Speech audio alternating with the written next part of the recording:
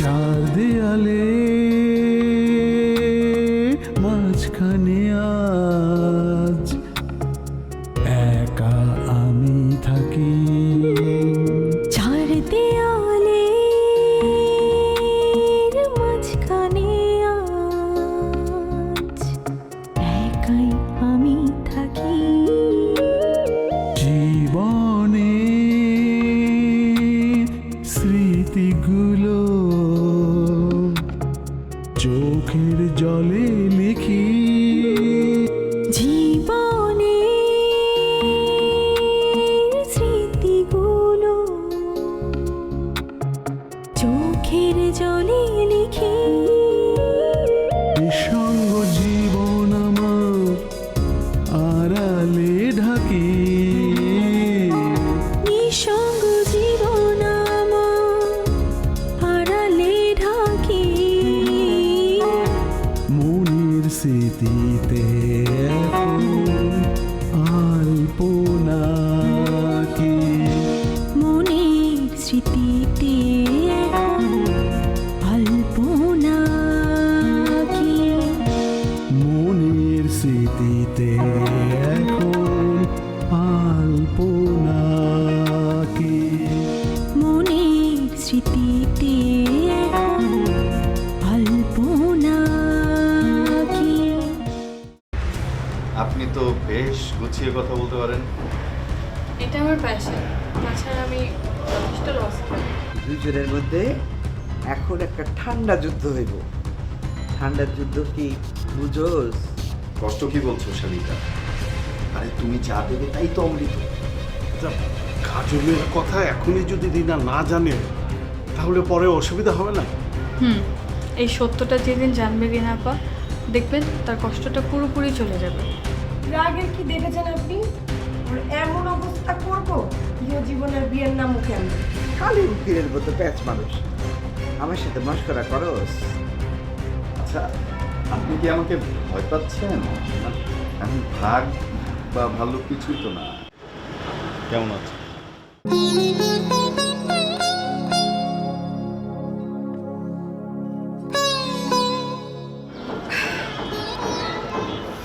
ভালো। তুমি ভালো ছিলে? তোমাদের ছেড়ে কিভাবে ভালো থাকি বলো? আমাদের ছেড়ে? তাই তো, আমাদের ছেড়ে তুমি কিভাবে ভালো থাকবে বলো? কাজলের সঙ্গে তোমার দেখা হয়েছে? হয়েছে। তোমার জন্য খুব অস্থির হয়েছিল। কেউ ছিল না? আর কারোর অস্থির হবার প্রয়োজনীয়তা কারোর আছে নাকি? নেই।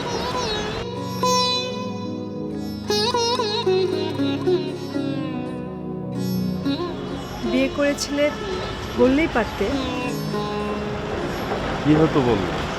ঝগড়াই হতো। না বললেও তো ঝগড়া হতো। না বলে চলে গেলে। ইচ্ছে করে করেছে বিয়ে, তাই না? বলে গেলে কি হতো? কোনো উপায় ছিল না। তোমার জোড়ার মুখে তো। মিথ্যেটা না বললেও পারত। সত্য সবসময় বলা যায়, শুনতে ভালোও লাগে। ভালো লাগা না লাগায় তো কারো কিছু যায় আসে না। খুব রেগে আছো আমার উপর, তাই না? না, তোমার উপর আমার কোনো রাগ নেই। রাগ আমার নিজের উপর। তুমি তো আর আমার মতো কিছু করোনি। আমি তোমাকে বুঝতে পারিনি। কি বুঝতে পারো না? তোমার ইচ্ছে, চাওয়া, তোমার পছন্দ অপছন্দ, তোমার ভালো লাগা ভালো না লাগা, কিছু তো আমি বুঝতে পারিনি। কিন্তু কাজল সেটা বুঝতে পেরেছে। তুমি কিভাবে জানলে? কাজল কিছু বলেছে? কাজল আমাকে সব বলেছে। শুনে আমি বুঝতে পেরেছি যে তোমার অভাবটা কোথায় ছিল, তুমি আসলে কি চাইতে। ততদিনে বেশ সময় চলে গেছে, তাই না? সময় গেছে হয়তো, কিন্তু তুমি তো সুখী হয়েছ। আমি সুখী হয়েছি তোমাকে কে বললো? হওনি? কিন্তু কাজলকে আগে থেকেই পছন্দ করতে, বাধাটা ছিলাম আমি। আমার জন্য তুমি কিছু বলতে পারোনি, কিন্তু এখন তো তুমি কাজলকে পেয়েছো। কাজলের সন্তানের বাবা হচ্ছ তুমি, আর আমি তো তোমাকে সেটাও দিতে পারিনি। সেজন্য তো আমার কোনো আক্ষেপ ছিল না। তোমার ছিল না, কিন্তু আমার ছিল। দিন দিন আমার মনটা কেমন বিষিয়ে উঠেছিল। নিজের অপারগতার ভার আমি তোমার উপর চাপিয়ে দিয়েছি। তোমার সাথে আমি অনেক খারাপ ব্যবহার করেছি। তুমি তুমি কিছু মনে করো না প্লিজ। এভাবে বলছো কেন? তোমার অধিকার ছিল। অধিকার ছিল বুঝি? কি জানি, থাকলে কি তুমি আর আমাকে ছেড়ে চলে যেতে পারতে?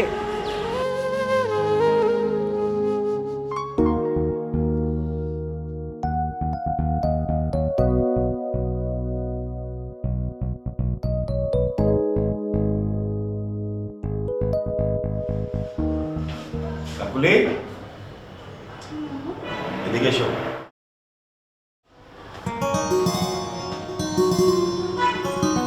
বসো।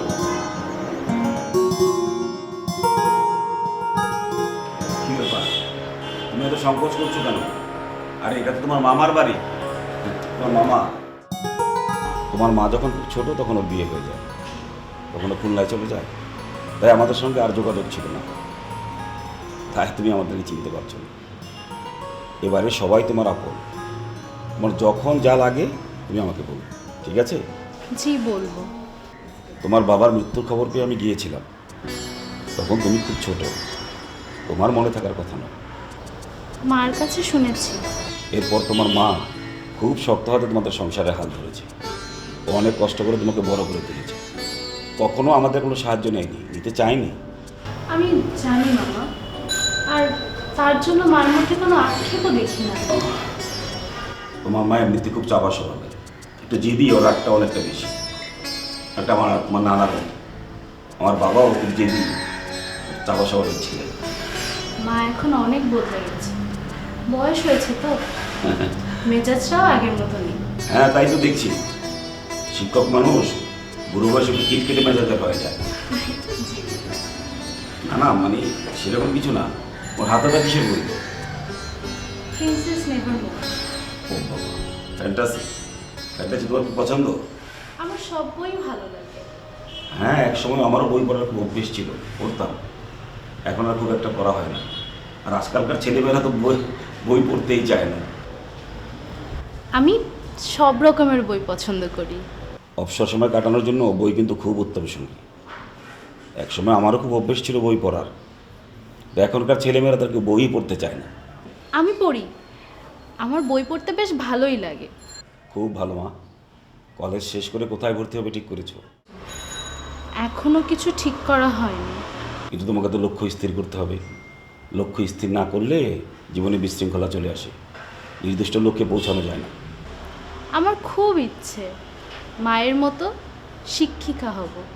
বাহ, খুব ভালো মা। শিক্ষক হতে হলে তোমাকে কী করতে হবে এবং সেটা এখন থেকেই নির্দিষ্ট করে সেই পথে এগোতে হবে। জি। আর তোমার পরীক্ষার রেজাল্ট কবে দিচ্ছে? পরীক্ষার রেজাল্ট 3 মাস পরে দেবে, মাত্রই পরীক্ষা শেষ হলো। তাহলে এখন থেকে তোমাকে প্রিপারেশন নিতে হবে ভর্তি হওয়ার জন্য। না না, আমি অন্য বই পড়তে মানা করছি না, কিন্তু ভর্তি হওয়ার জন্য যে নির্দিষ্ট বইগুলো আছে ওগুলো তোমাকে পড়তে হবে। আমি পড়ছি মামা, আমি বইপত্র সব নিয়ে এসেছি। খুব ভালো। আর শোনো মা, ভার্সিটিতে ভর্তি হওয়া কিন্তু খুব কম্পিটিশন। খুব ভালোভাবে প্রিপারেশন না নিলে তুমি কিন্তু চান্স পাবে না। আমি চেষ্টা করছি। আচ্ছা, আর তোমার যদি কোনো সমস্যা হয়, তোমার ভাইয়ারা আছে না, ভাইয়াদেরকে বলবে, ওরা তোমাকে হেল্প করবে। আচ্ছা।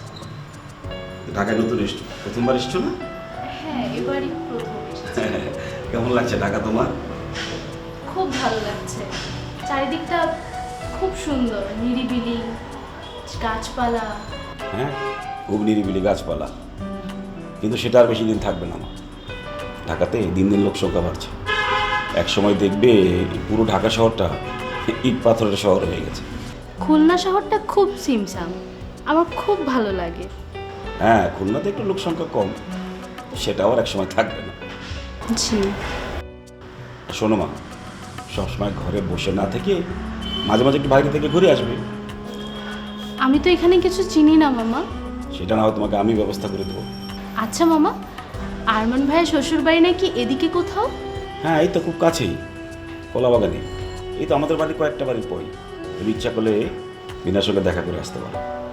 তো বিনাকে জানো তো, আমার আরমান ভাইয়ের হবু স্ত্রী। জি শুনেছি, কিন্তু আমি ওই বাসায় কিভাবে যাব? ওরা তো কেউ আমাকে চেনে না। ঠিক আছে বিনা, আমি বিনাকে বলে দেবো। থাক মামা, ভাইয়ের বিয়ের পর না হয় একদিন যাব। এখন গেলে সবাই কি ভাববে? আচ্ছা ঠিক আছে, তুমি বিয়ের পরেই যাই। আচ্ছা মামা, আমি উঠি। আচ্ছা মা, যাও।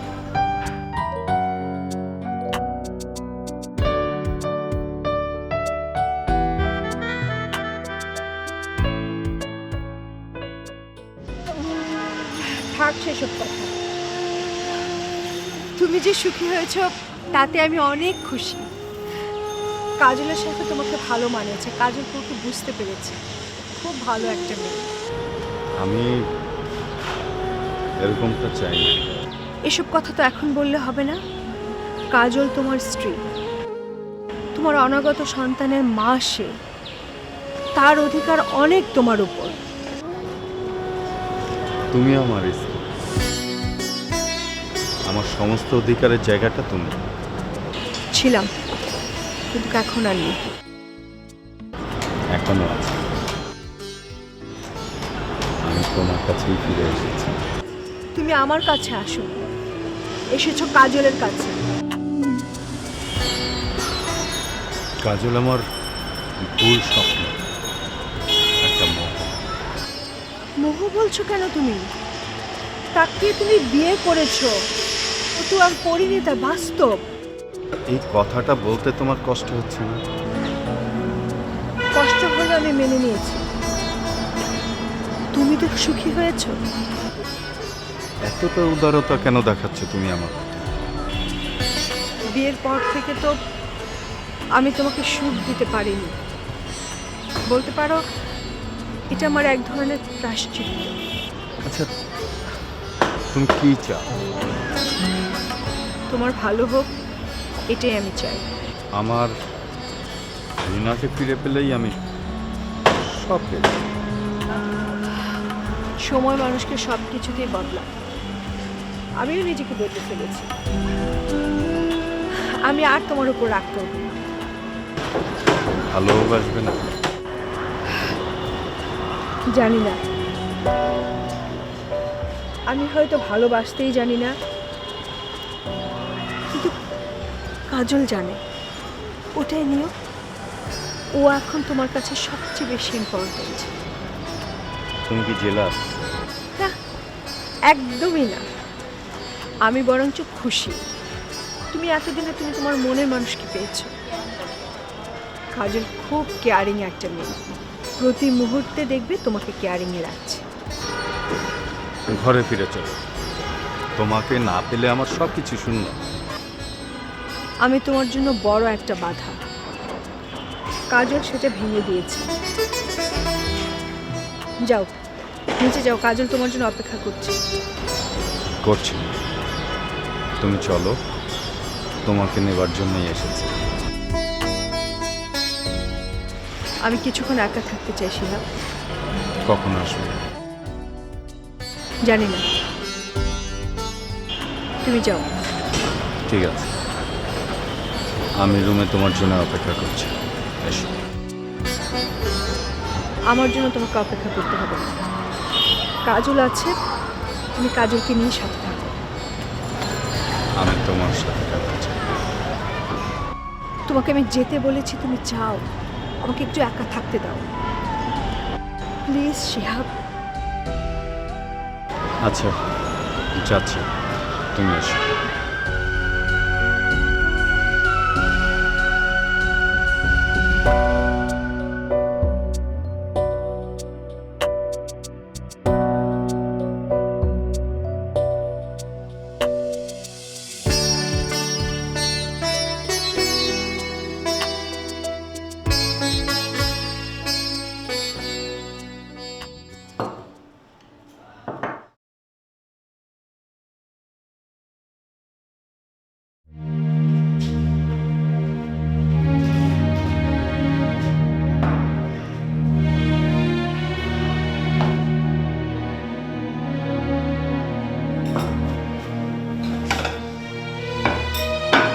সকিনা, এসব কি রান্না করেছিস? ভাইজান আর খালুজান তো এই তরকারি পছন্দ করে। কি বাজে গন্ধ। মাছ ঠিক মতো ধুস নেই? ধুয়েছি তো ফুপু। দেখে তো মনে হচ্ছে ভালো করে ধুস নেই, তাহলে এরকম আষ্টে গন্ধ বের হবে কেন? আসো তো ছাড়াস নেই, এই যে কেমন খসখসে দেখা যাচ্ছে। আর তরকারি এত লাল কেন? তাই এত ঝাল দিয়েছিস? এসব খাইয়ে খাইয়ে তো পেটে গ্যাস্ট্রিক আলসার বাঁধিয়ে দিবি।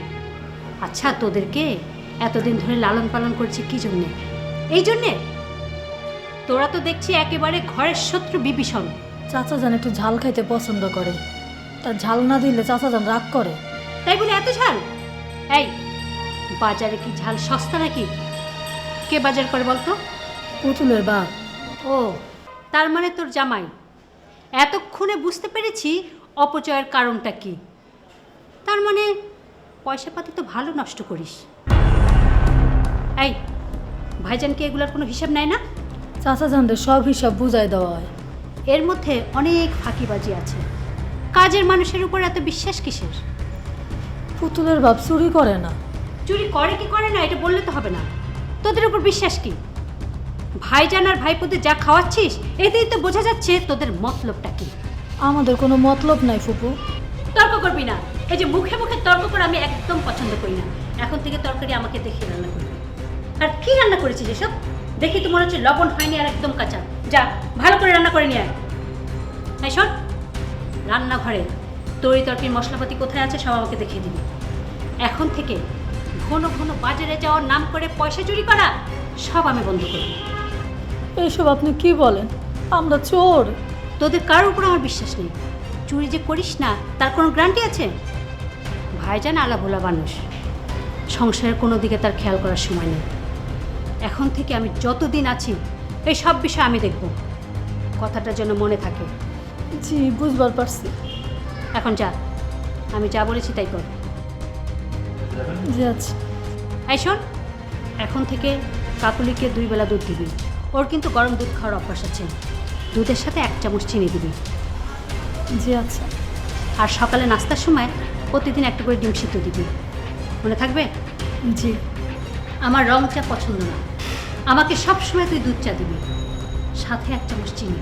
মনে থাকবে তো? জি থাকবে। যা, এখনই আমার জন্য 1 কাপ চা বানিয়ে নিয়ে আয়। জি আচ্ছা।